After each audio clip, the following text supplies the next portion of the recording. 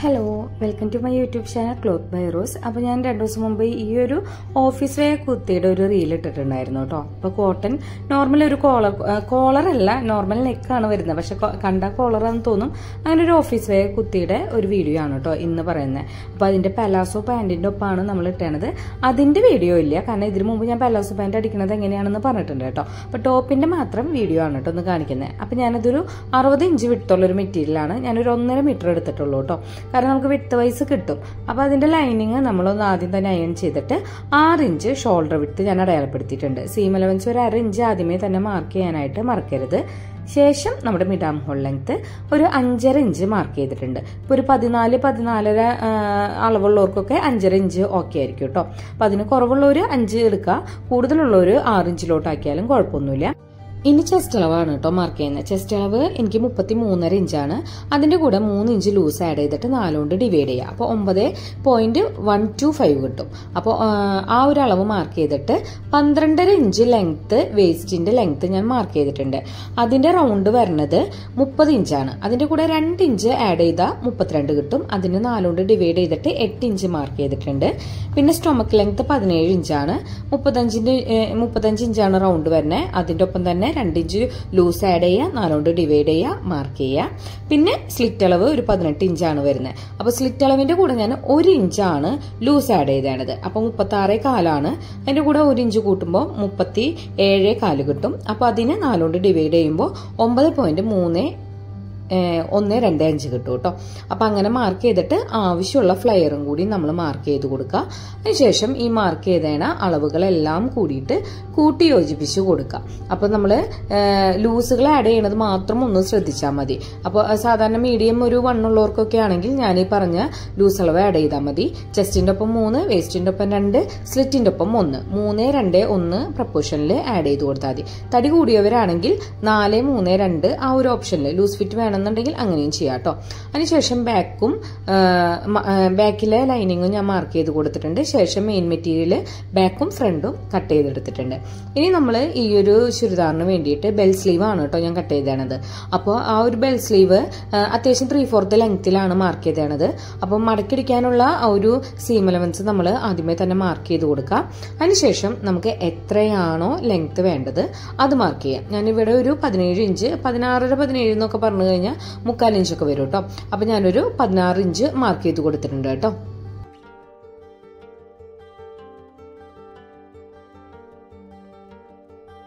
ഇനി നമ്മൾ നമ്മുടെ ആം ഹോളിന്റെ ഹാഫ്, ഇപ്പൊ ആം ഹോള് എനിക്ക് വരുന്നത് എന്ന് വെച്ച് കഴിഞ്ഞാൽ 14.75.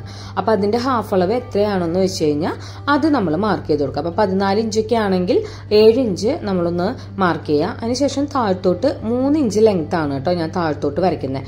അപ്പൊ ആ 3 ഇഞ്ച് മാർക്ക് ചെയ്തത് എവിടെയാണോ അവിടെ നമ്മളൊന്ന് ഡയഗണലി ഇങ്ങനെ ഒരു സ്ട്രെയിറ്റ് ലൈൻ വരച്ചു കൊടുക്കുക, ഒന്ന് ചെരിച്ച് വരയ്ക്കുക. ആം ഹോളിന്റെ കട്ടിംഗ് ആണ് കേട്ടോ ഞാൻ പറയുന്നത്. അതിനുശേഷം ആ ചെരിച്ച് വരച്ചാണ് വരയുടെ സെന്റർ മാർക്ക് ചെയ്തിട്ട് ദേ ഇതുപോലെ നമ്മൾ ഷേപ്പ് മാർക്ക് ചെയ്ത് കൊടുക്കുക. അപ്പോൾ ആം ഹോളിന്റെ ഭാഗം മാർക്ക് ചെയ്ത് കിട്ടിയിട്ടുണ്ട്. ശേഷം നമ്മൾ ബെൽ സ്ലീവ് ആയതുകൊണ്ട് തന്നെ ആ സ്ലീവിന്റെ അടിയിൽ ഫ്ലയർ ഇച്ചിരി കൂടുതൽ കൊടുക്കണം. അപ്പൊ ഞാൻ 11 ഇഞ്ച് ഫ്ലയർ കൊടുത്തിട്ടുണ്ട്.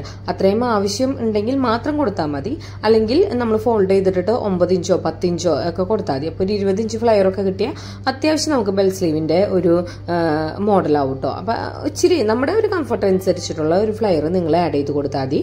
അതിനുശേഷം നമ്മൾ നമ്മുടെ ഈ ഒരു സീം അലവൻസ് തയ്യൽ തുമ്പ് ഉണ്ടല്ലോ, ആ തയ്യൽ തുമ്പ് നമ്മൾ മാർക്ക് ചെയ്ത് കൊടുത്തിട്ട് ഇത് കട്ട് ചെയ്ത് കഴിഞ്ഞ് കഴിഞ്ഞാൽ നമ്മളുടെ ഈ ഒരു സ്ലീവിന്റെ കട്ടിങ് കഴിഞ്ഞിട്ടുണ്ട് കേട്ടോ.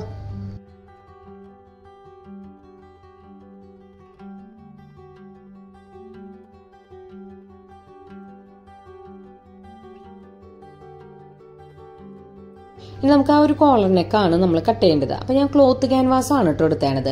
അതായത് പേപ്പർ ക്യാൻവാസ് അല്ല, അത് ഇച്ചിരി സ്റ്റിഫായിരിക്കും. ഇതുപോലെ ഒരു 1 സൈഡ് പശയൊക്കെ വരുന്ന ടൈപ്പ് ക്ലോത്ത് ക്യാൻവാസ് നല്ല കട്ടി കുറവായിരിക്കും കേട്ടോ. അത് ഞാൻ ഇതുപോലെ ഞാനൊന്ന് ഫോൾഡ് ചെയ്തിട്ടുണ്ട്, സെന്റർ ഫോൾഡ് കൊടുത്തിട്ടുണ്ട്. അതുപോലെ തന്നെ 1/2 ഇഞ്ച് സീം അലവൻസ് മാർക്ക് ചെയ്തതിന് ശേഷം 3 ഇഞ്ചാണ് നെക്ക് വൈഡ് ഞാൻ കൊടുക്കുന്നത് കേട്ടോ. ശേഷം നമുക്ക് ആവശ്യമുള്ള ഒരു ലെങ്ത് ഞാനൊരു 6 ഇഞ്ച് ലെങ്ത് മാർക്ക് ചെയ്തിട്ടുണ്ട്. വീനെക്ക് ആയതുകൊണ്ട് തന്നെ 6 ഇഞ്ച് കൂടൊന്നുമില്ല. വൈഡ് നെക്ക് ആണെങ്കിൽ മാത്രം നമ്മൾ ലെങ്ത് ഇച്ചിരി കുറച്ചാൽ മതി കേട്ടോ. അതിനുശേഷം ഇതുപോലെ ഒരു 1/4 ഇഞ്ച് സെന്ററിൽ ഇങ്ങനെ വിട്ടിട്ട് നമ്മളൊരു വി നെക്ക് വരുമല്ലോ, അതുപോലെ തന്നെ അതാ ഒരു സ്റ്റിച്ചിങ്ങിന്റെ ഒരു അലവൻസ് വരാൻ വേണ്ടിയിട്ടാണ് കേട്ടോ. അപ്പൊ നമ്മൾ അത് മാർക്ക് ചെയ്ത് കൊടുത്തിട്ടുണ്ട്. ശേഷം 3.5 ഇഞ്ച് ആ ഒരു ലൈനിന്റെ സെന്റർ പോർഷൻ കണ്ടിട്ട് നമ്മൾ അതിനെ ഒരു 2 ഇഞ്ചിലോട്ട് ഇതുപോലെ പുറത്തോട്ട് വരുന്ന രീതിയിൽ ഒരു ട്രയാങ്കിൾ ഷേപ്പ് നമ്മൾ മാർക്ക് ചെയ്ത് കൊടുത്തിട്ടുണ്ട്. അപ്പോൾ ആ ഒരു ഈ ഒരു മെഷർമെന്റ് ഉണ്ടല്ലോ, നമ്മൾ സ്ട്രെയിറ്റ് 6 ഇഞ്ച് വരച്ചതിന്റെ 6 ഇഞ്ചാണ് നമ്മുടെ നെക്ക് ലെങ്ത് കൊടുത്തേണേ, അതിന്റെ ഹാഫ് കണ്ടു. അതിനുശേഷം അതിന്റെ ആ ഹാഫിൽ നിന്ന് ഒരു 1.5 ഇഞ്ച് വിട്ട് വരത്തക്ക രീതിയിൽ ഇങ്ങനെ ഒരു ട്രയാങ്കിൾ നമ്മൾ വരച്ചു വെച്ചിട്ടുണ്ട്. അപ്പോൾ 2 സൈഡിലോട്ടും ഇത് മാർക്ക് ചെയ്ത് കൊടുക്കണം.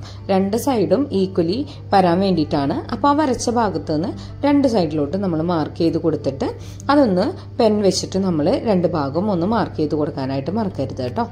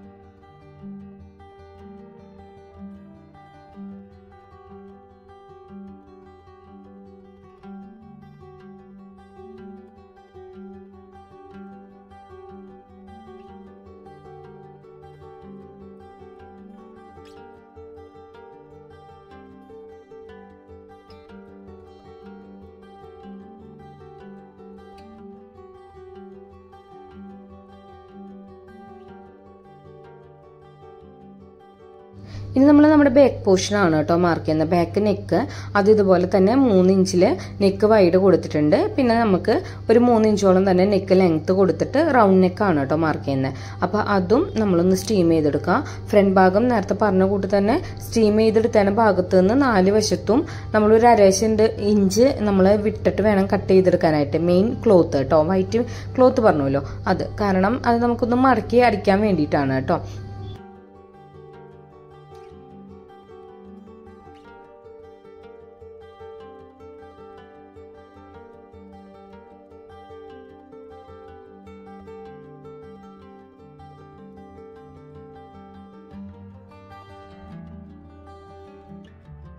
ഇനി നമ്മൾ ഈ ഒരു ലൈനിങ് അറ്റാച്ച് ചെയ്യുകയാണ് ചെയ്യണത്. അപ്പോൾ ബാക്കും ഫ്രണ്ടും ലൈനിങ് മെയിൻ പീസോട് കൂടിയിട്ട് അറ്റാച്ച് ചെയ്തെടുക്കാം.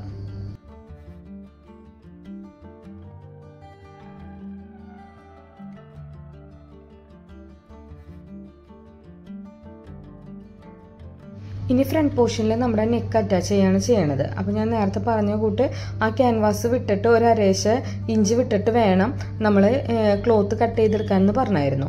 അപ്പോൾ അത് ആ കട്ട് ചെയ്തെടുത്തന്നെ ക്ലോത്ത് നമ്മൾ ഇതുപോലെ ഒന്ന് സ്റ്റിച്ച് ചെയ്ത് വെക്കാം. നമുക്ക് ക്യാൻവാസ് കവർ ചെയ്ത് വരാൻ വേണ്ടിയിട്ടാണ് കേട്ടോ. അപ്പോൾ ആദ്യമേ തന്നെ സ്റ്റിച്ച് വിടുക. അതിനുശേഷം ഫ്രണ്ട് പോർഷൻ എടുത്തിട്ട് അതിൻ്റെ സെൻറ്റർ ഭാഗം ഒന്ന് കാണാം. നന്നായി ഒന്ന് സ്റ്റീം ഇത് കൊടുക്കുന്നത് നല്ലതായിരിക്കും കേട്ടോ. അപ്പോൾ നമുക്ക് ആ സെൻറ്റർ ഫോൾഡ് കൃത്യമായിട്ട് തന്നെ കിട്ടും. നമ്മുടെ നെക്കൊന്നും ചെരിയൊന്നുമില്ല. അതിനുശേഷം നല്ല വശത്തിനോട് കൂടിയിട്ട് നല്ല വശം വെച്ചിട്ട്, അതായത് നമ്മുടെ ഈ ഒരു ക്യാൻവാസ് ഉണ്ടല്ലോ ആ ഭാഗം ഇതുപോലെ വെച്ചിട്ട് മുകളിൽ 3 ഇഞ്ച് വൈഡിന്റെ നമ്മൾ ഓൾറെഡി ക്യാൻവാസ് കട്ട് ചെയ്ത് കളഞ്ഞിട്ടുണ്ട്. ആദ്യമേ തന്നെ നമ്മൾ ശ്രദ്ധിച്ചാൽ അറിയാം. അപ്പോൾ ആ ഭാഗത്തുനിന്ന് ആദ്യമേ തന്നെ ഒന്ന് സ്റ്റിച്ച് ചെയ്ത് വരാം. ശേഷം നമ്മൾ സെന്ററിൽ ഞാൻ ഒരു 6 ഇഞ്ച് ലെങ്ത്തിൽ ഒരു ചെറിയൊരു നാരോ ആയിട്ട് ഒരു ട്രയാങ്കിൾ ഷേപ്പ് പറഞ്ഞായിരുന്നല്ലോ, നമ്മൾ ഈ മാർക്ക് ചെയ്ത ഭാഗത്തോട് കൂടെ തന്നെ നമ്മൾ ഒന്ന് സ്റ്റിച്ച് ചെയ്തെടുത്താൽ മതി. ഇപ്പോൾ വീഡിയോയിൽ കാണുന്ന പോലെ തന്നെ ഒന്ന് റൗണ്ട് ചെയ്ത് സ്റ്റിച്ച് ചെയ്ത് വരാം കേട്ടോ.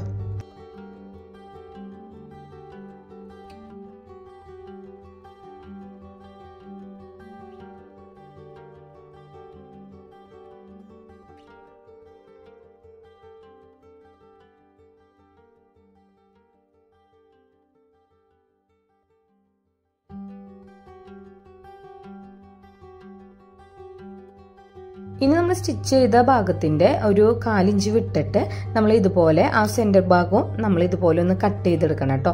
ആ ട്രയാങ്കിൾ പോർഷൻ വന്നോടത്തുനിന്ന് നമ്മൾ കട്ട് ചെയ്ത് ഫുൾ ചെയ്ത് മാറ്റണം. ട്രയാങ്കിൾ ഷേപ്പിൽ തന്നെ വരുന്ന രീതിയിൽ തന്നെ കട്ട് ചെയ്തിട്ട് മാറ്റണം കേട്ടോ. എങ്കിലാണ് നമ്മളുടെ നെക്ക് കൃത്യമായിട്ട് വരുള്ളൂ. അതിനുശേഷം കോർണറിലെല്ലാം ചെറിയൊരു നോച്ച്, ചെറിയൊരു കട്ടിങ് ഇട്ട് കൊടുക്കണം. എങ്കിലാണ് ആ എഡ്ജസ് ഒക്കെ നല്ല ഷാർപ്പായിട്ട് നിൽക്കുള്ളൂ. അപ്പം അതിന് വേണ്ടിയിട്ടാണ് കേട്ടോ. അപ്പം ആ ട്രയാങ്കിൾ വരുന്ന ഷേപ്പിൽ എല്ലാ എഡ്ജസിലും ഞാൻ ചെറിയൊരു കട്ടിങ് ഇട്ട് കൊടുത്തിട്ടുണ്ട് കേട്ടോ.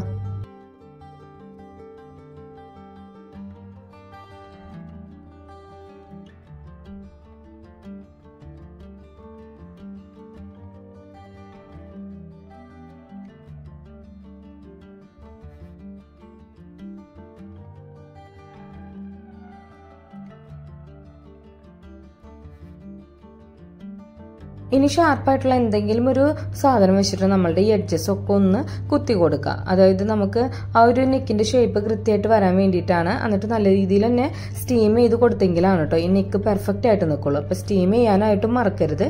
ഇതുപോലെയാണ് അപ്പൊ നമ്മുടെ നെക്ക് വരാം കേട്ടോ. ഇനി ഫ്രണ്ട് പോർഷൻ കഴിഞ്ഞാൽ ബാക്ക് പോർഷന്റെ ലൈനിങ്ങോട് കൂടിയിട്ട് അറ്റാച്ച് ചെയ്യുക. അതിനുശേഷം ബാക്കിലെ ക്യാൻവാസ് വെച്ചിട്ട്, ഞാനത് ഡീറ്റെയിൽ ആയിട്ട് പറയണില്ല കാരണം നമ്മുടെ ചാനൽ അത്യാവശ്യം എല്ലാത്തിലും ഞാൻ പറയാറുണ്ട് നെക്ക് അറ്റാച്ച് ചെയ്ത് കൊടുക്കുന്നത് കേട്ടോ. അപ്പോൾ അത് ഇതുപോലെ കാണുന്ന രീതിയിൽ തന്നെ നെക്ക് അറ്റാച്ച് ചെയ്ത് കൊടുക്കാം.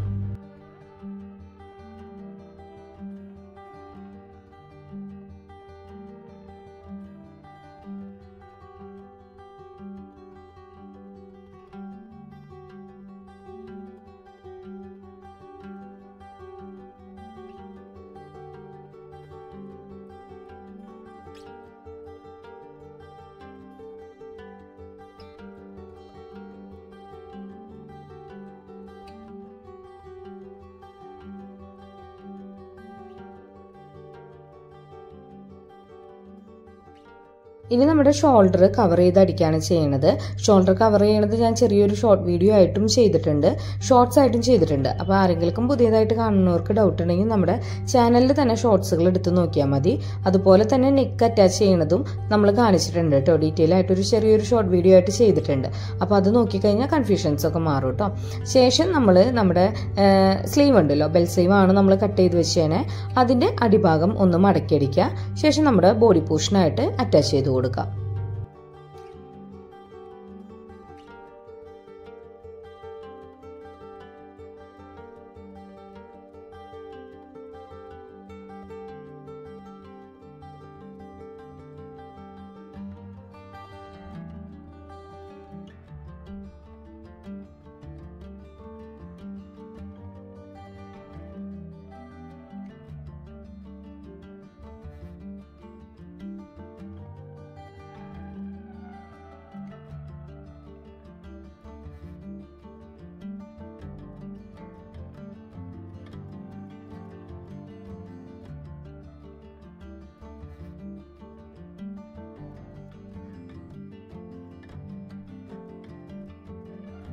സ്ലീവ് അറ്റാച്ച് ചെയ്യുമ്പോൾ കട്ട് ചെയ്യുന്ന ടൈമിൽ ഞാൻ ഒന്ന് നമ്മുടെ ഫ്രണ്ട് പോർഷൻ നമ്മളൊന്ന് കുഴിച്ച് വെട്ടണമായിരുന്നു സ്ലീവ്.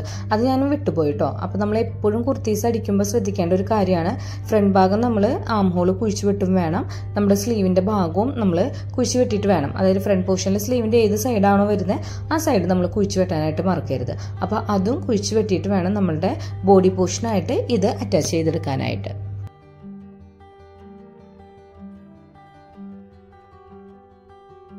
ഇനി സാധാരണ സ്ലീവ് അടിക്കണ പോലെ തന്നെ നമ്മുടെ സ്ലീവിന്റെ സൈഡ് ജോയിൻ ചെയ്യാം. നമ്മൾ മാർക്ക് ചെയ്ത് വെച്ചാൽ ലൈനോട് കൂടിയിട്ട് നമ്മുടെ ഈ സൈഡ് പോർഷൻ നമ്മൾ സ്ലിറ്റ് വരെ ഒന്ന് കെട്ടിട്ട് നിർത്തിയിട്ട് ജോയിൻ ചെയ്തെടുക്കണം കേട്ടോ.